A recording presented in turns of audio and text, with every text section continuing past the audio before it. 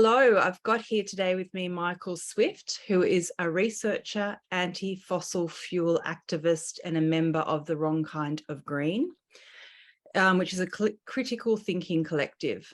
His writing can be found on the Wrong Kind of Green website and on his blog, We Suspect Silence. At the Wrong Kind of Green, they look at networked homogeny and how the non-profit industrial complex owns the means of resistance through funding and networks. In the process, they capture the corporations, governments, and any political resistance. So thank you so much for coming and talking to me, Michael. Oh, thanks, Kate. Thanks for having me. So basically, I've asked Michael if he can run me through how this is all working in the net zero, the environmental movement, carbon credit scores, and we're going to go through a number of topics to help us piece together all the different pieces of the puzzle, basically, and how it fits together. So if we can just start with the roots, or your understanding of the roots of the environmental movement. Okay. It's interesting because in the 20th century, it's really a story of philanthropic capture of people responding to threats in their regional area. You know what I mean? So all over the world, there are people that try to stop forests getting ripped down and land getting claimed and factories poisoning waterways and land. And in the process, various different plans have been put together, you know, the Club of Rome, the Wallenberg Symposium in 1982 that launched natural capital accounting and ecosystem services, looking at ways to capture nature for industry. So in essence, it's been a battle that's been losing and being transformed by networks of money laundered by billionaires and industrialists in order to gain social control. And over time, those institutions have been well and truly captured. And in the process, those networks that connect those NGOs, think tanks, and campaign organizations to governments and corporations have strengthened the power of global elites to control narratives and to destabilize or undercut and obviate, kind of destroy in the process the work that those people do. So there's a lot of people who fervently believe they're fighting on the side of good, and they don't realize that they're enthralled to manufactured narratives about the way the world works or that industry works or what change is actually happening. So that's how I see it. I mean, you have key figures like Utah Phillips and people like that who were engaging well and truly in the left progressive area and whose quotes are well known, whose independence and ability to kind of act autonomously have been eroded repeatedly over the years. So that's the perspective I got on it as someone who kind of took a good 5 years to really study up on the history and the connections and the way things evolved. Yeah, so that's my take. Can you talk a little bit about the United Nations role and how that started there with their environmental approach? Not a lot. It's really, I mean, with the United Nations, it's such a bureaucracy designed for non-cooperation. The most powerful entities that get involved end up, like the US, end up driving the way that their policies are developed and then choosing when they're not going to engage or adhere to international treaties. So we're told that this or that is a value that all the world agrees on, except they choose not to engage. So I guess my experience of the United Nations is that is that through various agencies, they manage to, just like the IPCC and every other global consensus building process, they manage to work towards or support the consensus of the governments who don't always cooperate with what the consensus is supposed to be. And as such, I can't think of a poignant example to point out, but at every stage, they haven't stood up to what the globalists want. There's a lot of rhetoric. I guess I could speak to one incident that I constantly go on about that relates to climate, and that is Greta Thunberg gave her big speech on the 23rd of September 2019, and she was invited to New York by the head of the UN, Antonio Guterres. But the night before that big speech, Antonio Guterres sent his executive assistant along to meet the members of the Oil and Gas Climate Initiative. That's the CEOs of all the biggest oil and gas companies on the planet. And he said on behalf of Antonio Guterres that your industry needs to move forward and decarbonize. The thing is, that industry, represented by those people, have active plans to keep fossil fuels going, keep all of that destruction that climate campaigners no longer talk about, all the things that happen and have always happened with fossil fuels, whether or not you accept climate change is real or not, those things are still bad. You know what I'm saying? And those things will continue under the Oil and Gas Climate Initiative plans. And so, it's hard to know if Antonio Guterres knew for sure whether the Oil and Gas Climate Initiative had those plans, because they were the subject of an embargoed media release on the night that his assistant gave the speech. But it's interesting because he's telling the people who have the most money to do the most carbon capture and storage push forward. The night before, he's invited the icon of climate campaigning for a new generation to come and speak in New York. It's quite astonishing. The problem is only one journalist in the entire world has written anything about it, and I don't think they know the importance of what they wrote. You know what I mean? So there's a UN undermining the message of all the green groups in the space of 2 days. What is your experience of the net zero push and what you think it's really about? Because you've been an environmental campaigner for a long time. I remember you telling me that you at first you were involved in the net zero or the climate change. Can you just elaborate again on what you said then? And then suddenly you started to realize something didn't make sense.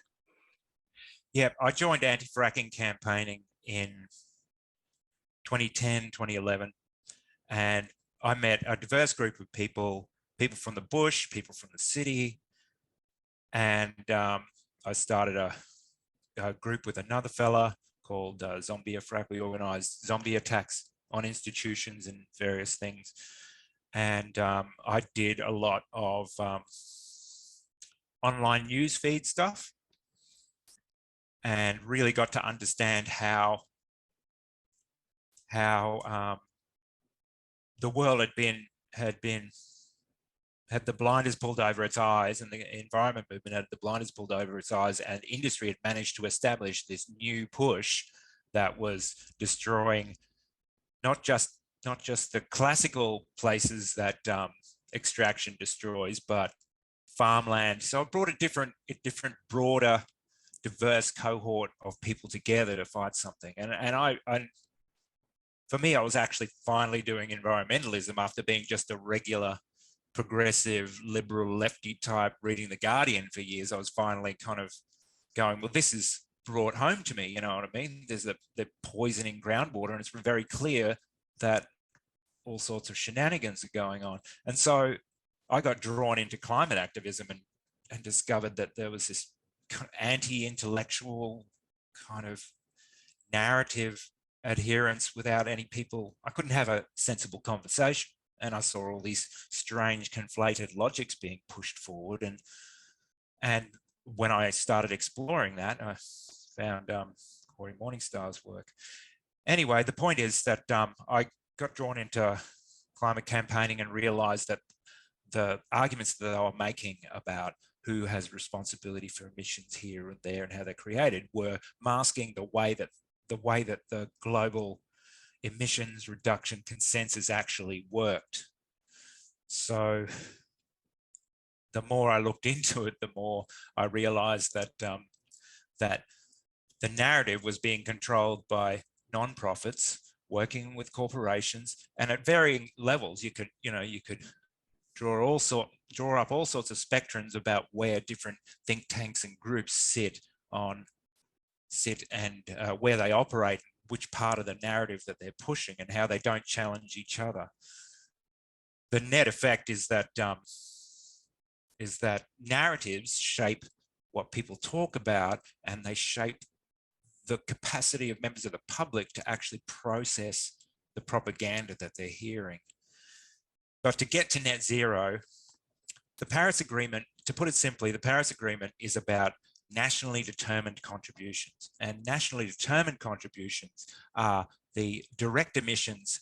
In general, they're the direct emissions created in this country.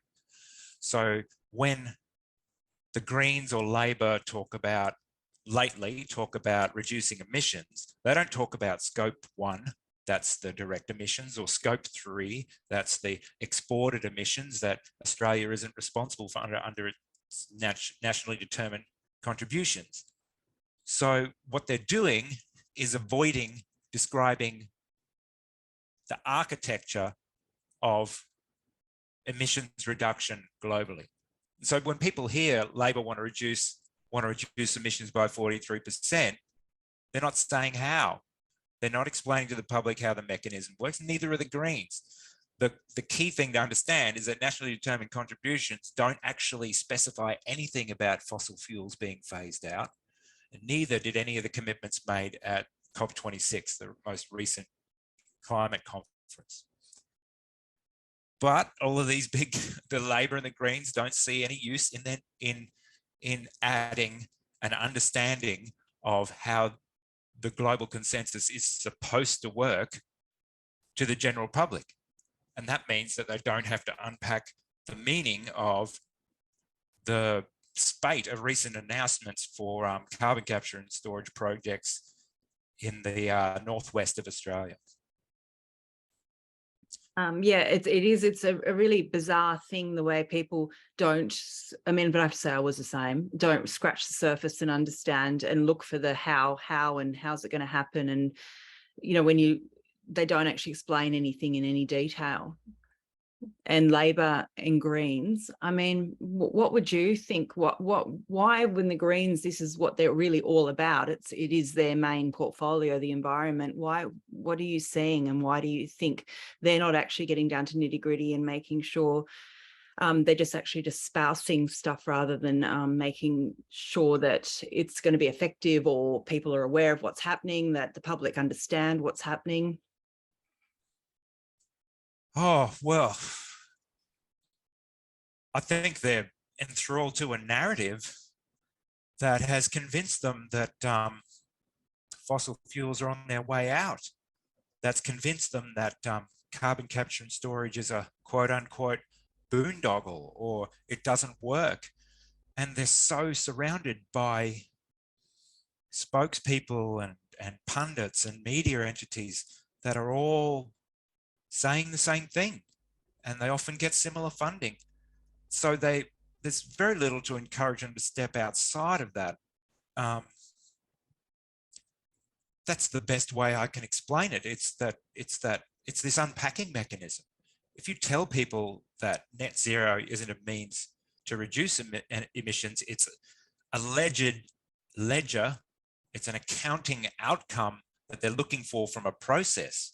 And if you don't unpack how that process might happen, then you don't need to speak to those elements. And as long as they fervently believe that carbon capture and storage is no threat, then they're not going to be motivated to actually unpack how it might become a threat.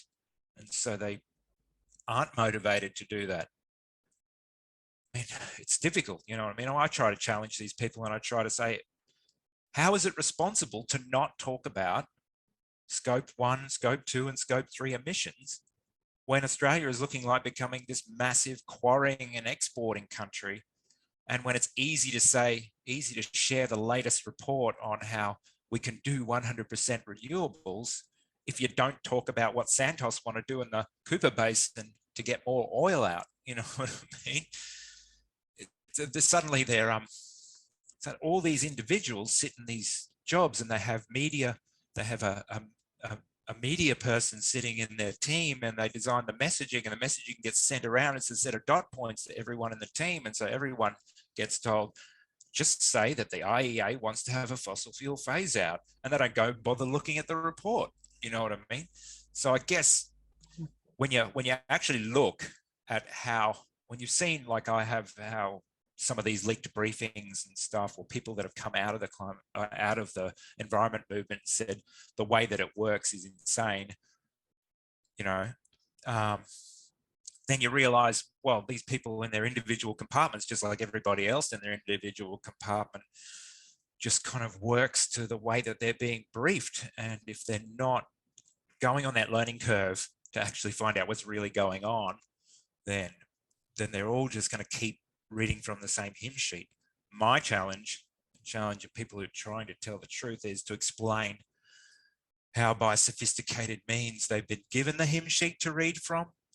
That's the hard thing to show how a billionaire can anonymously give money to a foundation who in the process pass on a set of dot points and briefs and invite people to conferences, and they pick up on the ideas, the way that they're framed, and they come back and then they brief the organization. You've got this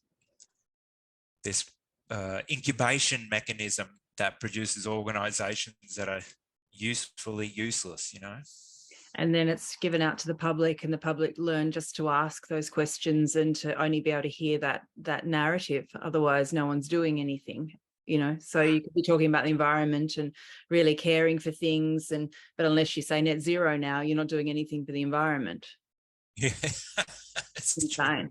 Yeah, it's really, I really struck that when I ran for IMOP, because we've had a lot of policies that are really grassroots environmental, but we were considered non-environmental because we don't have net zero goals. Yeah. Okay, so carbon capture and storage, is that the same as natural capital, or that's a different topic? Different but connected, yeah. Okay, do you want to start with natural capital, and then we'll move on to blockchain and then carbon capture? Okay. Where do I start? Natural capital is a concept that was developed, as I mentioned before, in the early 80s by a fellow called Bob Costanza, working with a fellow called Herman Daly. Herman Daly is, an environmentalist of high renown and credited with coming up with the concept of the steady state economy. Costanza and Daly started the journal Ecological Economics. They're basically the founders of that field of study, and they spent a long time. In 87, Bob Costanza started quote unquote shadow pricing nature, and a few years later he came up with a valuation on nature of $33 trillion. The thing about natural capital is and this should be obvious to a lot of people, it assigns a dollar value on all of nature, hopefully, for its proponents, and it's been growing over time. I've been writing about it for the last 7 or so years, and have watched big green NGOs align, like WWF, align themselves with the big conservation organizations and the UN and big corporations to advance natural capital accounting. So, for example, I'll give you an example that explains how natural capital accounting is going to be merged with national accounts as a way to move beyond GDP, or gross domestic product, and what they call the growth economy, by integrating all of nature's ecosystem services. So that's breaking down natural capital into individual things, like what a watershed gives to a township's water supply, or how much a farm sequesters CO2 in the soil, or how much a forest sequesters CO2. They've been spending a long time, corporations and NGOs have been spending, and the World Bank especially, have been spending a long time working out how to measure those ecosystem services in order to integrate them into national accounts, so that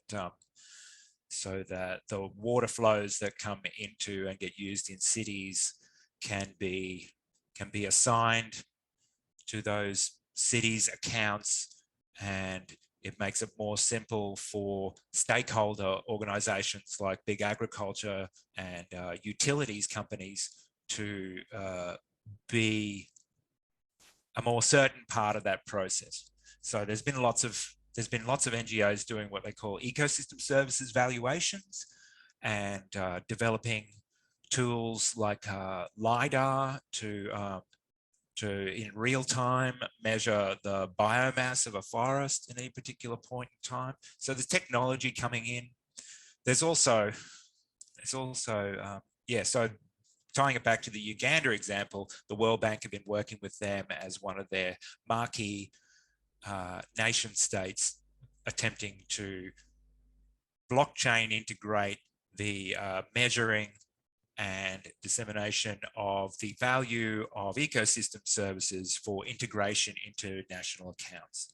And so the more that is done, the more you can ratchet up the value of carbon sequestration practices in big agriculture rather than smallholder farms, that sort of thing, so that you can go to Cargill or Wesfarmers and say, if you get all your guys digging shallower furrows and using this and that practice, the government will give you a tax credit on the amount of CO2 sequestered, and then you have an effective subsidy for big ag to continue on, and for government to be able to sell this climate solution. You know what I mean?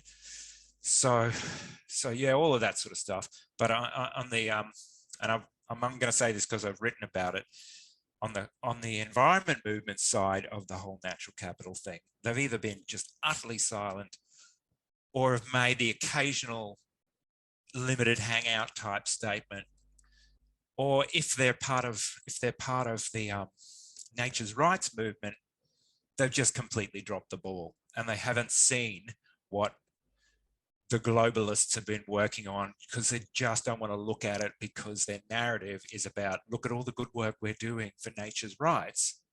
And at the same time, they're not looking at this incredible threat. And this is why I try to constantly remind people that it was banksters that put the most work into developing this stuff. It wasn't environmentalists, it was banksters. It was people like former Goldman Sachs chief and author of the GFC bailout, Hank Paulson, people like that. So, and is this it's the same as NAC, the natural, natural asset companies? This is the same thing, isn't it? It's the same thing. Yeah, it's natural capital accounting. It's because putting price tag on nature.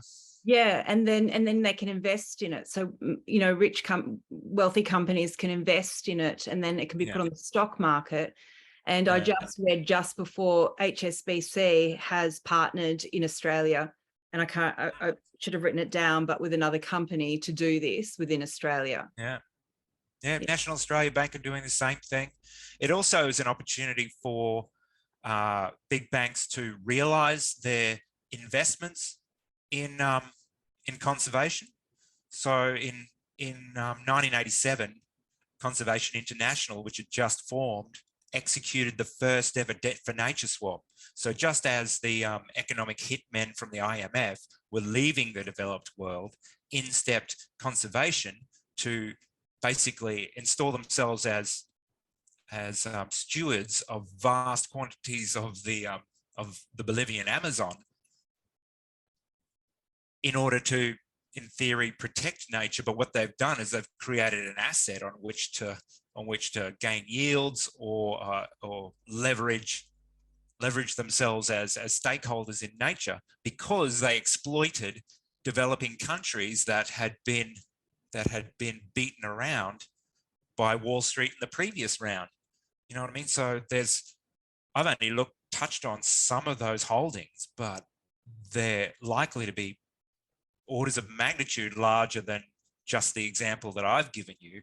And suddenly, well, when all of these ecosystem services and natural capital accounting frameworks kick in fully, they're going to realize their investments. Those conservation organizations.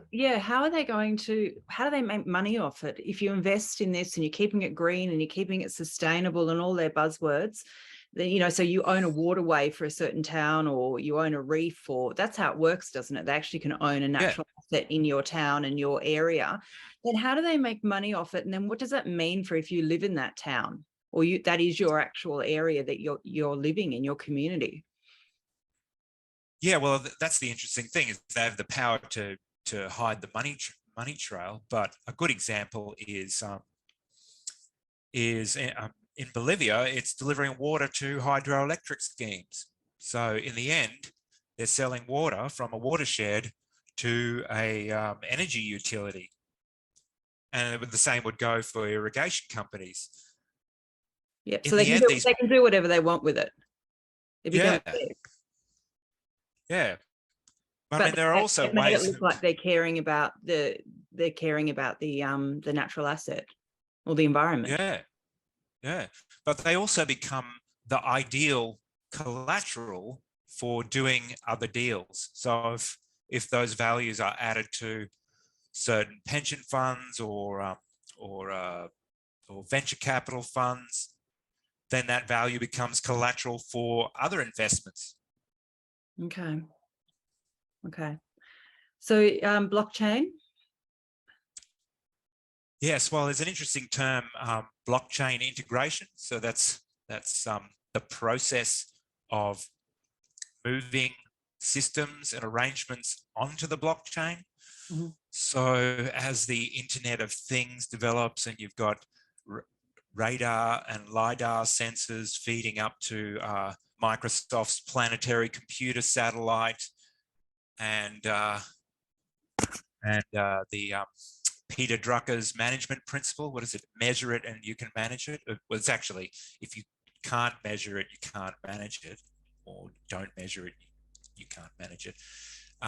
Internet of Things is going to feed into blockchain, and in that part of that process and many other processes, of course, tying carbon to central bank digital currencies and stuff like that, are all part of the multiple ratchets or multiple levers that WEF members have talked about using in order to deliver the outcomes that they want. So, I mean, human capital is subject to blockchain integration as well. So once, some of the kids that are 12 now get on the STEM stream and they're thrown into a VR set to spend 8 hours a day in a digital environment, well, they've been blockchain integrated as a digital twin unit. And the same thing is going to happen with nature, the way that things are going. Yeah. And, some call that the capture of the last remaining commons, and it is. And this is one of the narratives that I think I just want to throw this in. This is one of the narratives that I think can unite leftist greenie types with libertarians of varying stripes, is that there's a narrative in history that predates capitalism, and that is the rejection of the people from the commons, from the land that owns them. And it's something that's been lost. And I think when I talk to other Marxists, and I don't want to be called a Marxist, I don't know that I am. When I talk to Marxists and stuff, and the ones that are open-minded, we can have this conversation. We can talk about how the perpetuation of industrialism kept going. Marxism didn't make a jot of difference to that. They didn't think about when we get to the point where we run out of nature to exploit. That was an externality that they didn't consider. You know what I mean? And I mean, it's just dangerous stuff for me to say, well, for any leftist to say, is that we all need to look at what externalities are created in nature for us to live the way that we do. And sometimes that creates some really, really radical sounding outcomes that are necessary. You know, we need to really slow things down. And if we don't work towards that, we're going to be captured. We're going to be captured by blockchain integration, and then it could all be over. And it's going to be really hard to extract from that. You know, and now's the time. Yeah, absolutely. And there's no slowing down. There's no actual, the narrative now. It's not about slowing down. It's about bringing more and more technological, as you're talking about, more. And it's the fourth industrial revolution. And why anyone thinks that's a good idea, rather than actually properly assessing where we're up to and why. And the main people and the corporates behind what's happened in the world are still behind it. And they're still now in the new push to be, look green and to be net zero. They're the same guys, but just revamped with a PR spin. So, are you saying that that's what? I mean, why is that so difficult to understand? It's very easy to understand that if you start to do it. I mean, I'm at that point. I understand that much of doing research and understanding. It's the same. It's the Rockefellers. It's the it's the big companies that are behind the World Economic Forum and connected to the United Nations that are now PR spinning themselves into, and it's the bankers. So now it's just, they're still in charge. They just found a way to absolutely maximize and profit off every single aspect of human and planetary life. That's right. Yeah, it's a good way to put it. Yeah. It's fairly much that simple, isn't it? And you can find that out once you start to look at who's behind and who's funding all of this. It's them. Yeah. Why doesn't that bring everyone together? Why doesn't that just mean that? Why do people fight amongst each other than actually, really look at who's funding things? Well, I think it's because mimetic ideas like conspiracy theory are so easy to throw at someone when you're afraid to actually put in the time to do the research, when you're afraid that the rabbit hole is too deep to even dare to venture near, I think. Okay. Some people might take offense at me putting it that way, but it's that simple. And I understand people don't have a lot of time to go down every rabbit hole, but they also should think twice before using a CIA meme to wuss out of a serious discussion. You know what I mean? Oh, you're talking about the conspiracy theorist when calling people theorists. Yeah. And if people are wondering what I'm talking about, they just need to look up Mark Crispin Miller, who, career was destroyed by it during the COVID nonsense. And he was the guy that discovered the roots of that actual meme. You know what I mean? Yeah. Okay, good. That was just my example of the way that people evade the need to take life and these issues more seriously, and to not dismiss things, and to actually venture out, look stuff up, watch a little bit less Netflix, and do a little bit more. Go to the World Economic Forum and look at their strategic partners. Just do stuff that doesn't even take that long, It's not hard to find. It's all in clear view. So what about carbon capture and storage? What can you tell us about that? Yeah, so I've spent the last 7 years at various times being called a armchair critic and conspiracy theorist and all that sort of stuff. But I've been following how the door has been left open at each stage. Even before 2015, pundits weren't looking at the IEA modeling and what it was saying about their projections for carbon capture and storage. They weren't looking at the Carbon Sequestration Leadership Forum that Who's the IEA who's the supported. IEA? Sorry, who's the IEA? The International Energy Agency. The International Energy Agency. So they're the people that climate campaigners are currently quoting as saying they want to phase out fossil fuel. But when you look at their reports, they actually say they want to phase out quote unquote unabated fossil fuels, which means they're leaving the door open for carbon capture and storage yet again. So Paris, nationally determined contributions, nothing specific about fossil fuel phase outs. COP26, all the commitment statements from various different countries, dozens of countries, a few notable holdouts, nothing, the door open yet again for carbon capture and storage. You've got to wonder why the specific language keeps the door open every time. Do you know what I'm saying? So, I mean, in my analysis, I look at a thing called, I use a tool called semiotics. So that's looking at key signs and signifiers. It's a way to engage your pattern recognition. So if you've done a lot of research, you've seen various patterns appearing, you can't confirm what exactly they mean. You engage, you look for key signifiers. So you go, okay, so why does every single stage of climate negotiations for the last 7 years involve leaving the door open for this thing that, that all the people who don't want it say it's not going to work, but it keeps growing? You know what I mean? Well, I've looked at all of the stuff that supports that and the various different campaigning that has made these groups so useless at fighting it.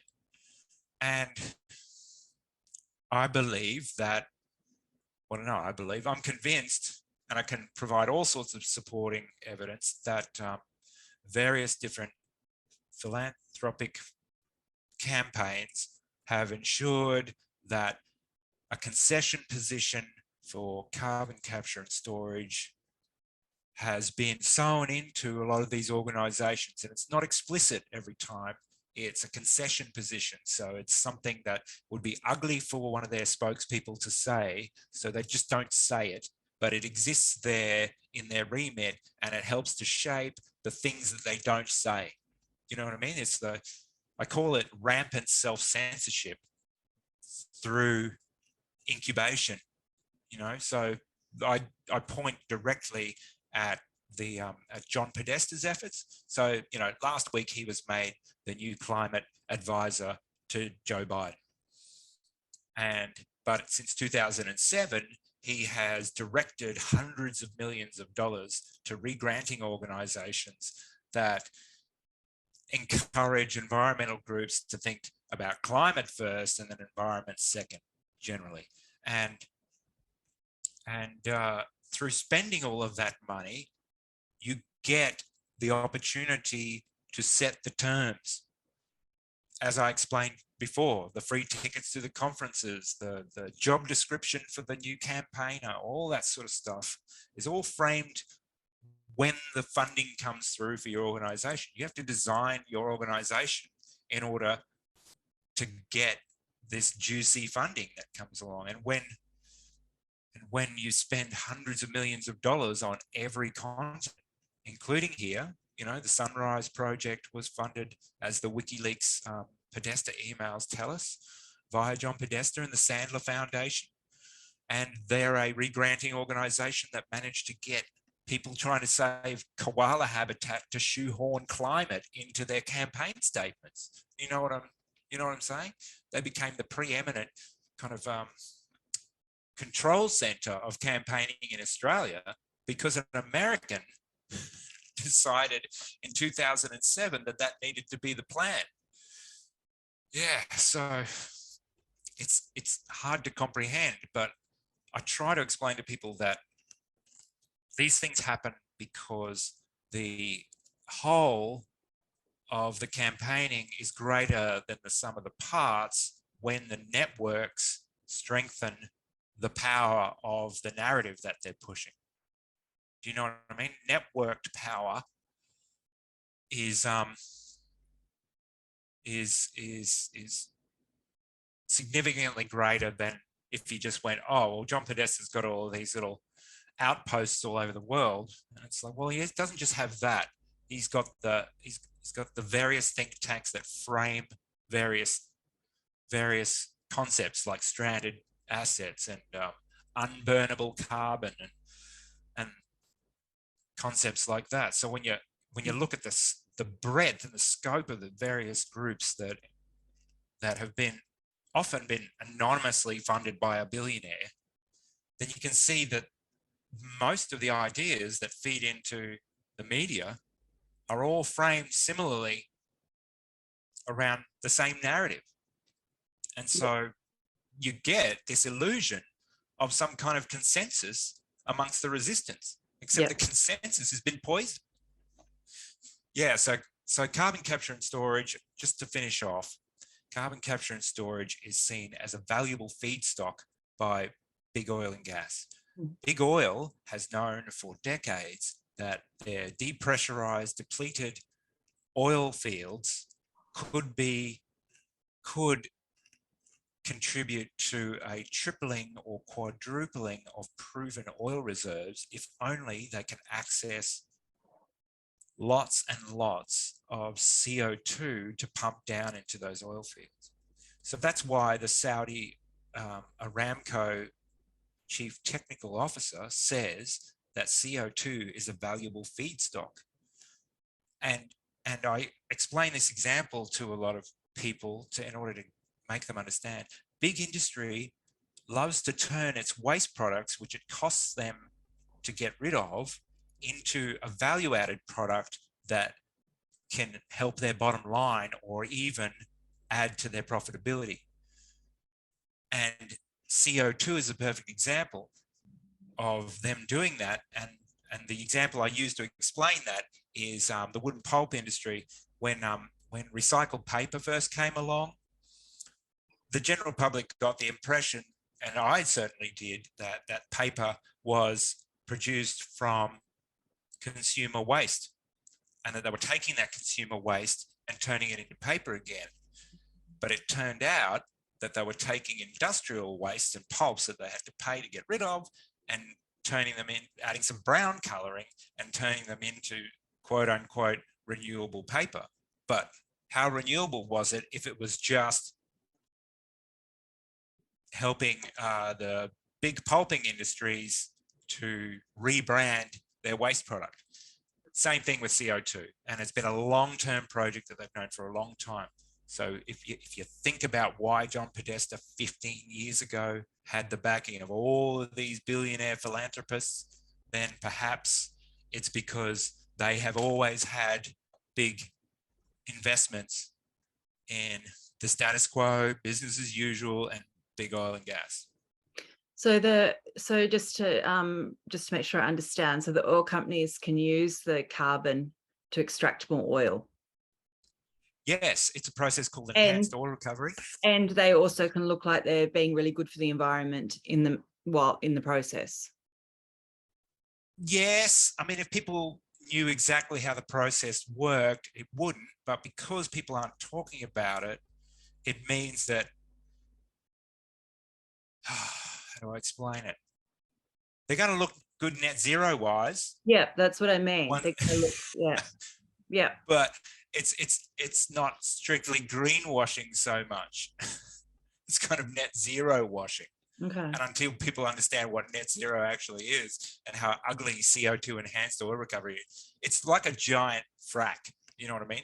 They use a process called water alternating gas miscible flooding. So in theory, they pump the liquefied CO2 in, and that causes the trapped oil to plump up. And then they pump a wave of water behind the liquefied CO2 to push that CO2 up. And they push all of that water and CO2 with the oil into separators and separate the elements out and then keep pumping that CO2 down. The thing is, the whole system in terms of carbon sequestration relies on a whole bunch of assumptions about how much CO2 gets sequestered, how safe the sequestration is. But it's like a giant frack. It's like putting, if you've got a greasy old sponge that you clean the stove top with, and then you squeezed a whole bunch of detergent on the top of it and poured some hot water on it, and then you squeezed it out and got all that brown crap out. Yeah. It's like that. So that's how diabolical the practice is. I mean, the key thing I try to explain to people is that whether or not you think it's more important to keep the energy flowing so that people don't freeze or whatever, and that fossil fuels are important for this or that, you have to, I understand at the core that it is a pillar of the global elite's agenda to keep that high yield energy coming using the infrastructure they already have in place and the captains of industry they already have in place.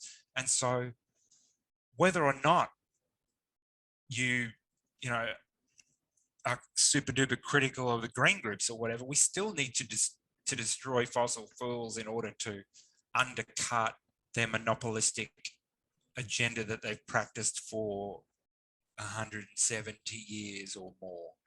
ESGs, environmental social governance, and can you explain that? Yes, I came across them in about 2016, and straight away I went, right, this is their avenue out of corporate social responsibility, which was was the buzz term for what they were doing before that, but that didn't come with any measures or specific outcomes. It was more about advertising about the good things that you do to kind of take the edge off the bad things that you do. Whereas environmental social governance was an instrument or a measure by a small ratings agency that they hoped to turn into something that would give value to their agency, that would be a product that the broader market liked. And so through multiple acquisitions over the last 7 years or so, it's become part of the mainstream measures for ratings agencies. And it basically enshrines the elements of corporate social responsibility. But there's a lot of products that companies are adding to it that can only exist because of greenwashing or net zero washing. You know what I'm saying? So, yeah, it's really just a way for Wall Street to integrate in all of the hokum notions that have been pushed by the various people pushing the sustainability agenda. You know? Yeah, to look like they're doing the right thing and the good thing, whilst doing whatever they're doing. And what about the carbon credit scores and carbon credit scores for us? Where that's tied in with that multi-ratchet agenda of central bank digital currencies. Mm-hmm. There's clearly an agenda to tie your personal carbon score or carbon scores attached to products to your central bank digital programmable currency. I mean, it's hard to know exactly how this will go, but people have to be really proactive about it, even if it's just insisting on cash and not getting sucked into people's counter arguments about that. You know what I'm saying? Yeah. Because it's the narrative, isn't it? It's the narrative they've created, which will make people think, yes, we need to be careful with the amount of carbon, according to how they're framing it.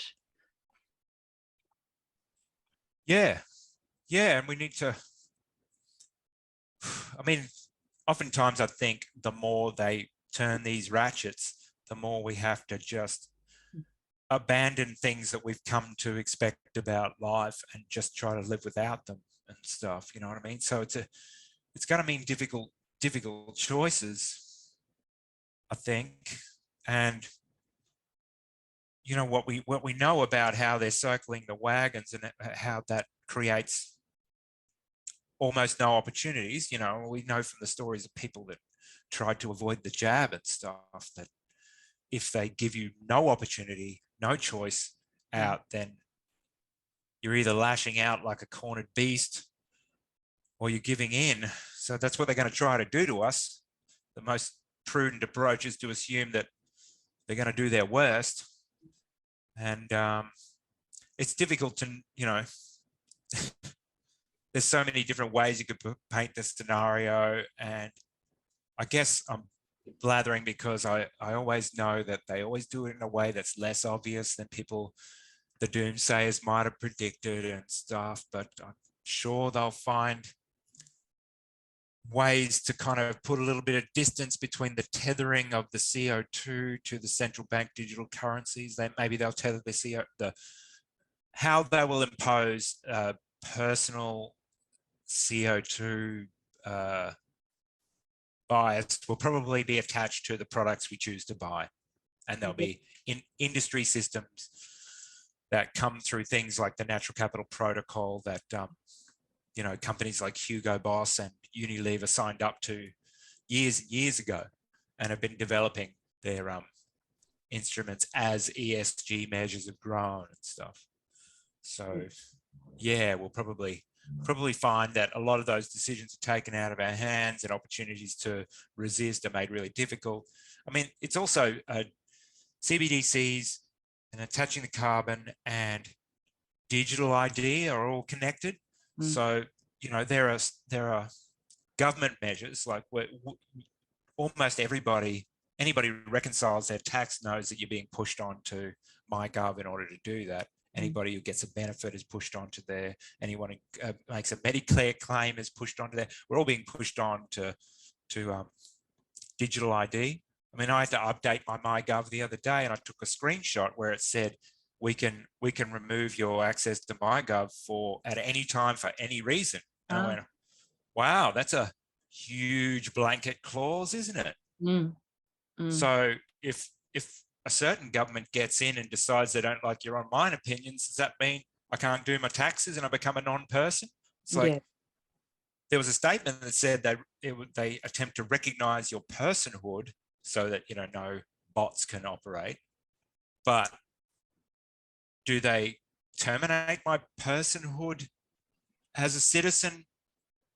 Can they terminate my personhood for any reason at any time?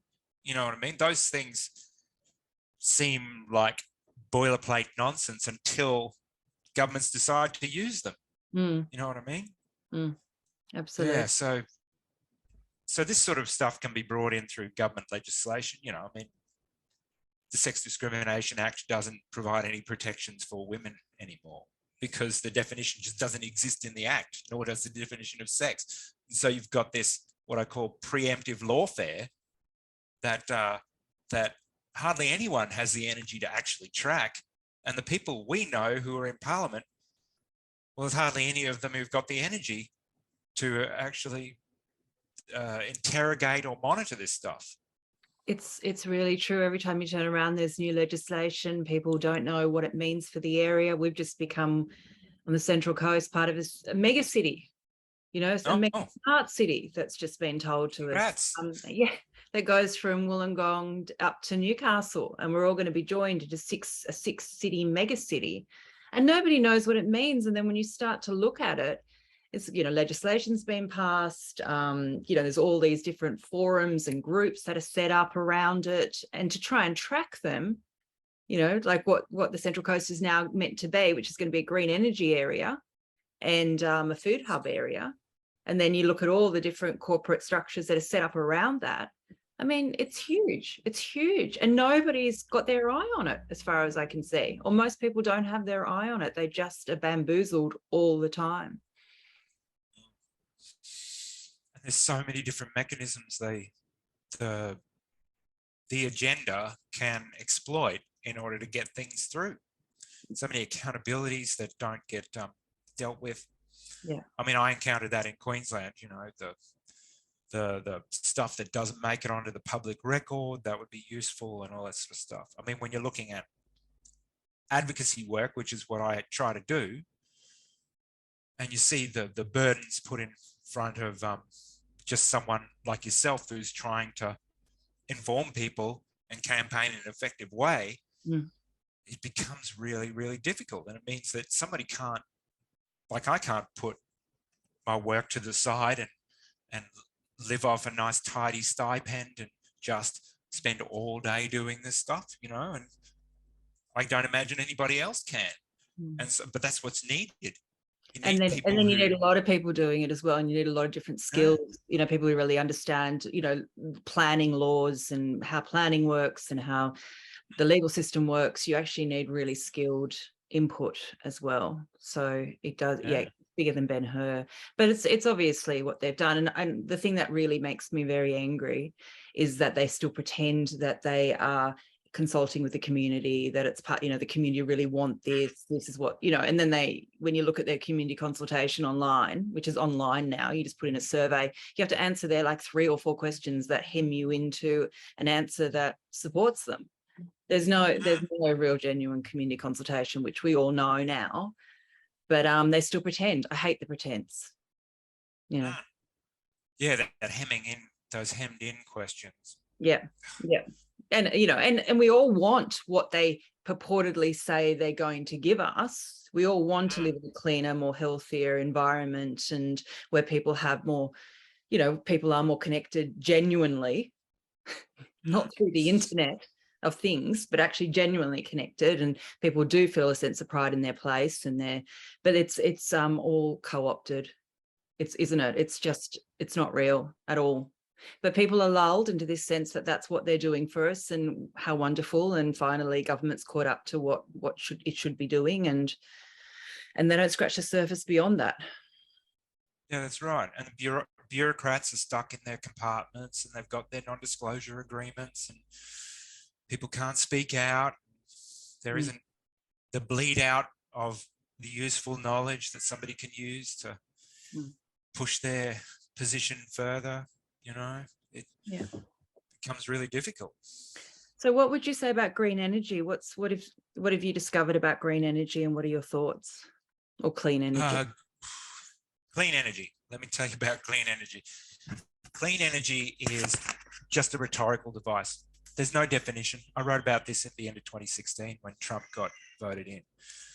Clean energy is a rhetorical device with no agreed meaning. There's no wiki entry.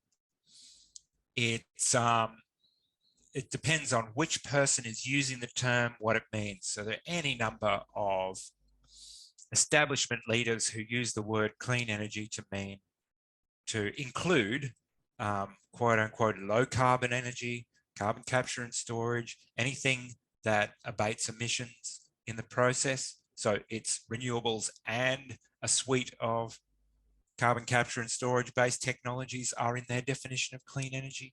So the people that authored the original Green New Deal in the US, they reframed clean energy to include nuclear and carbon capture and storage.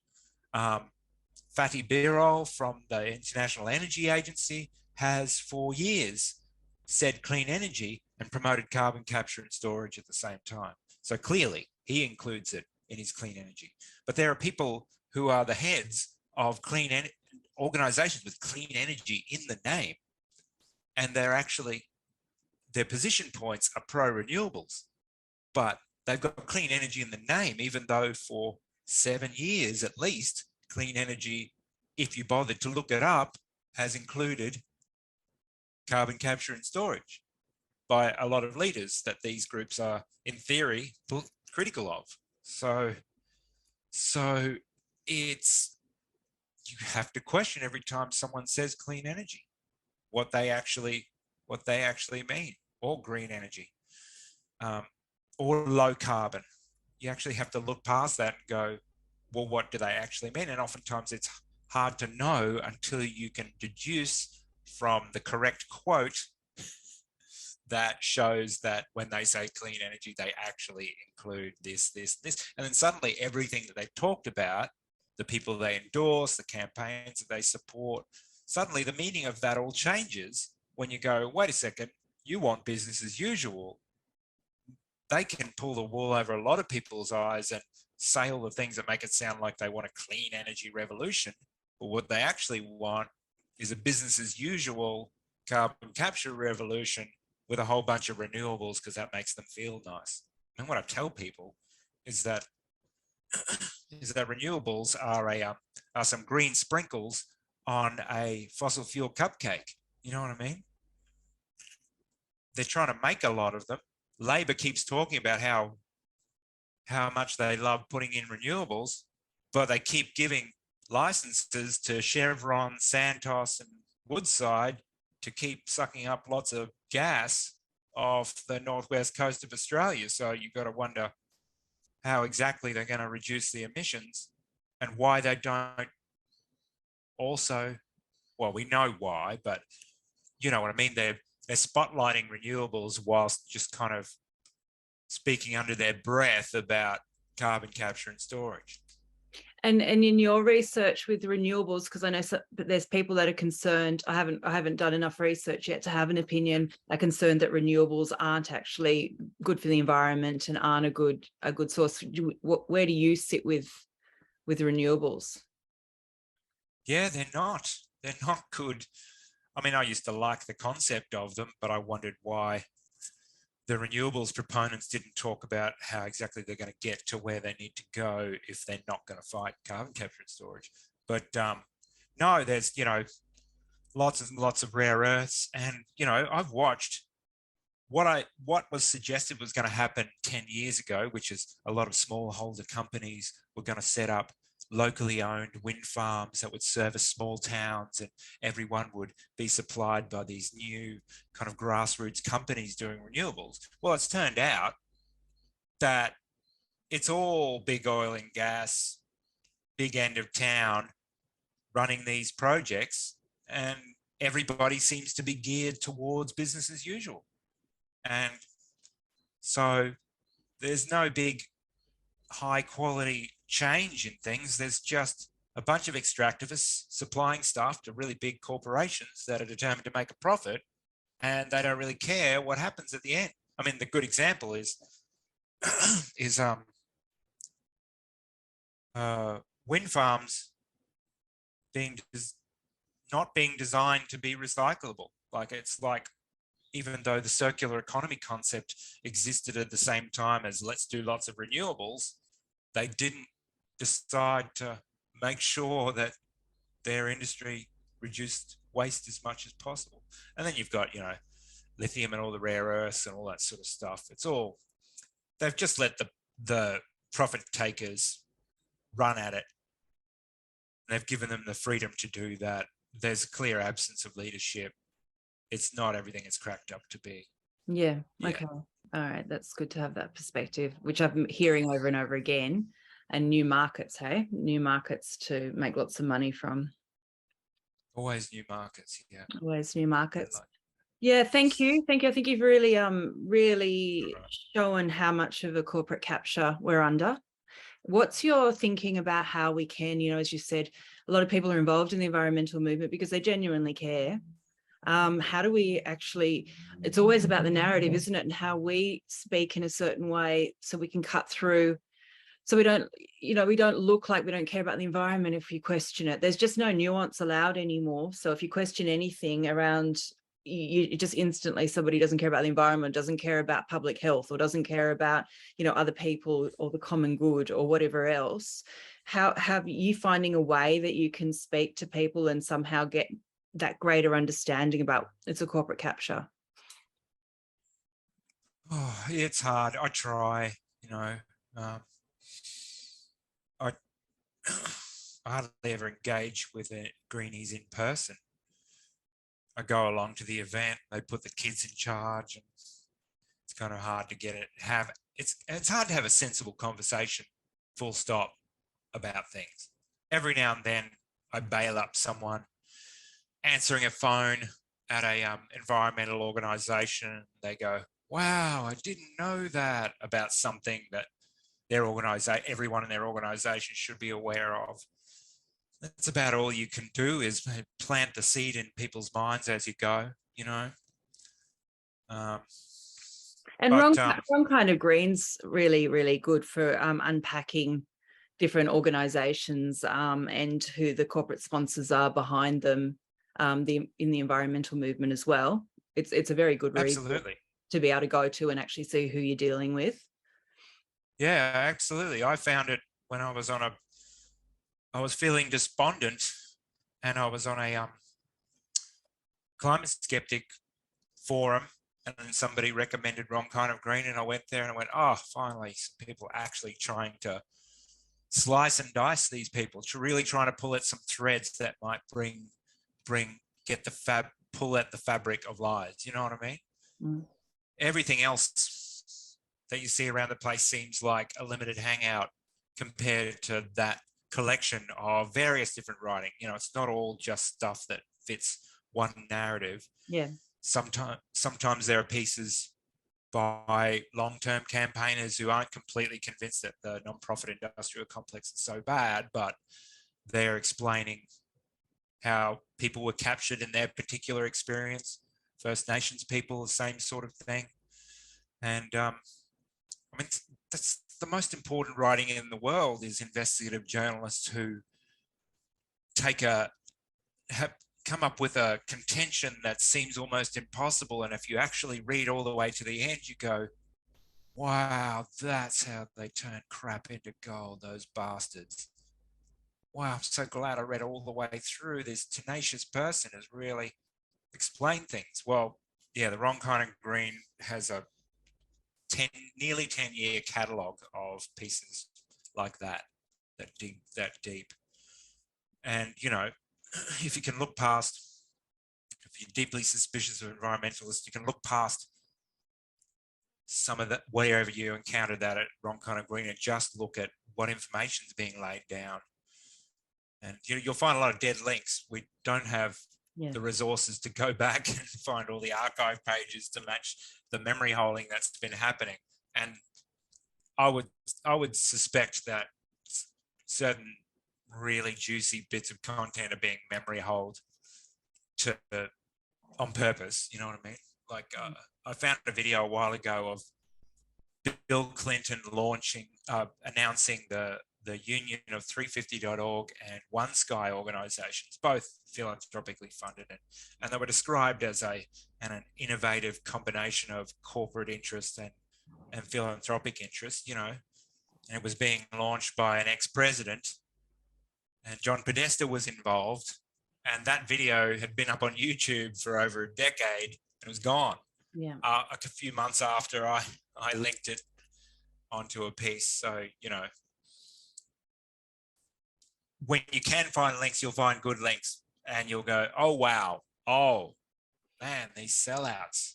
And thank goodness people have been doing that. Thank goodness people like you and what's her name, Corey Morningstar. That's right. Yeah, thank goodness, you know, and all the different people who've been actually linking things and documenting, because they are disappearing. And you're right, and it's just going to get worse. So thank you so much for your time, and thank you for what you've done. It's, you know, really a real pleasure to meet up with you. And you've got your blog, We Suspect Silence, so people can see your work on there as well, and what you've written. So thank you. Thank you.